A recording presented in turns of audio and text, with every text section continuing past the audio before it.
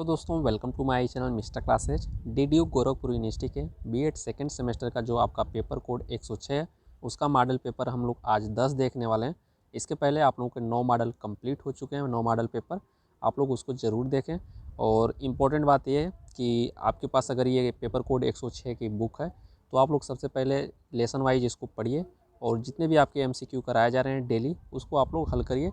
आप इसको पढ़ के उसको हल करेंगे तो आपको सारा क्वेश्चन याद हो जाएगा। ठीक है, इसी बुक को पढ़ के आपके जितने भी क्वेश्चन हैं इसी बुक को पढ़ के बनाए जा रहे हैं। ठीक है, तो चलिए हम लोग शुरुआत कर लेते हैं। वीडियो में आप लोग लास्ट तक बने रहें। चैनल पर अगर आप लोग नए होंगे चैनल को सब्सक्राइब कर लीजिएगा।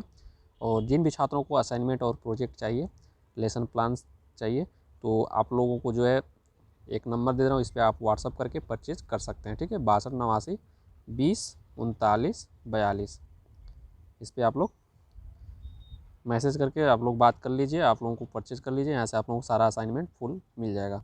तो हम लोग यहाँ से शुरुआत कर लेते हैं। और इसके पहले आप लोगों के 55 नंबर तक करा दिया गया था। यहाँ पे 56 से शुरुआत करते हैं। दिया कि परिनिरीक्षण एक उत्तम शिक्षण अधिगम परिस्थिति के विकास में सहायता देता है। जो यह कथन किसका है? तो ये आपका कथन से रिलेटेड क्वेश्चन है।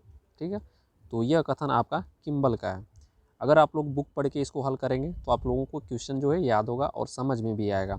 और इसके पहले जितने भी मॉडल पेपर कराए गए हैं उसको आप लोग देखेंगे तब भी समझ में आएगा। यहाँ पे देख सकते हैं आपका अगला है कि शैक्षिक पर्यवेक्षण के प्रकार हैं। क्या है? सुधारात्मक, वैज्ञानिक, नेतृत्व, उपयुक्त सभी।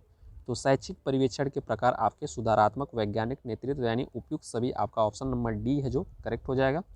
क्वेश्चन नंबर अगला बात किया जाए कि 58 नंबर दिया है कि शैक्षिक पर्यवेक्षण का जो कार्य है क्या है? अभिभावकों से संपर्क स्थापित करना, सही है। अनुसंधान कार्य करना, ये भी सही है। और परामर्शदाता के रूप में यानी उपयुक्त सभी आपका ऑप्शन नंबर डी यहाँ पर भी आप लोगों का करेक्ट होगा। अगला क्वेश्चन नंबर आपका अगला है। क्वेश्चन नंबर आपका 59 दिया हुआ है कि प्रबंधन का एक महत्वपूर्ण कार्य क्या है? तो प्रबंधन का महत्वपूर्ण कार्य पूछा गया। नियोजन है, संगठन है, निर्णय लेना, निर्देशन देना। तो प्रबंधन का जो महत्वपूर्ण कार्य का क्या है आपका? निर्णय लेना। ऑप्शन नंबर सी जो है करेक्ट हो जाएगा। 60 नंबर की बात की जाए कि जब निर्णय किसी एक व्यक्ति के द्वारा लिया जाता है और किसी अन्य व्यक्ति को उसमें सम्मिलित नहीं किया जाता तो उसे क्या कहते हैं? तो ये आपके सोच पे आधारित क्वेश्चन है, इसको आप लोग कर लेंगे। तो बताइए कि प्रजातांत्रिक, राजतांत्रिक, ए और बी दोनों सही होगा, इनमें से कोई नहीं।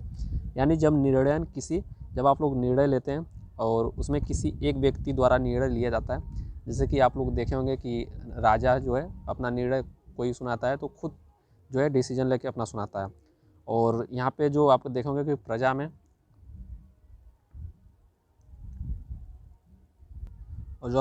होता है वो उसमें आपका सामूहिक तौर पे कई लोगों का जो है निर्णय रहता है। तो यहाँ पे आप लोगों का जो यहाँ पे देख सकते हैं कि जब किसी एक व्यक्ति द्वारा निर्णय लिया जाता है तो वो किस में सम्मिलित है? तो आपका राजतांत्रिक होगा। ठीक है, तो ऑप्शन नंबर बी यहाँ पे करेक्ट हो जाएगा। उसी प्रकार आपका अगला क्वेश्चन है कि जब निर्णय निर्माण में सभी संबंधित पक्षों की भागीदारी हो। ठीक है, यानी कई लोग उसमें भागीदार हो, निर्णय लेने के लिए सबका जो है सुना जाए, तो उसमें आपका क्या होता है? प्रजातांत्रिक होता है।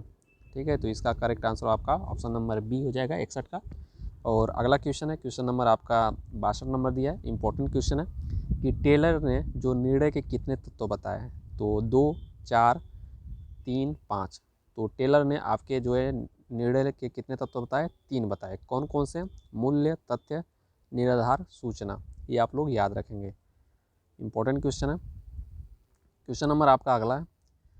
63 नंबर दिया है कि टेलर ने निर्णय के कितने जो तत्व बताए? तो कितने बताए? मूल्य बताए, तत्व बताए और तथ्य बताए और निराधार, सूचना यानी उपयुक्त सभी आपके जो है करेक्ट आंसर हो जाएगा।